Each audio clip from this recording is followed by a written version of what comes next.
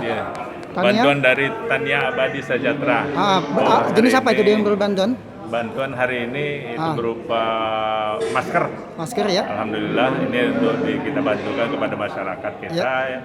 Mudah-mudahan dengan bantuan masker ini bisa berguna untuk masyarakat kita dalam rangka penanggulangan COVID-19 di Kabupaten Banjarmasin.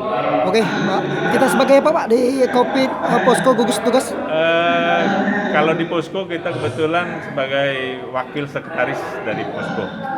Siapa Pak nama lengkapnya? Hari ini kebetulan kita mendapatkan tugas sebagai koordinator. Asisten 1 hari ini. Asisten 1 Pak Pusarudin. Pusarudin. Oke Pak, terima kasih banyak.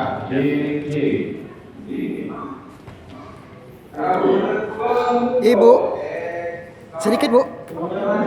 Ya, kita dari perusahaan mana Bu? Memberi bantuan masker? Abadi Sejahtera Pak. Perusahaan PT? Tani Abadi Sejahtera. Apa yang kita bantu? 1000 buah masker Pak. 1000 buah masker, oh ya.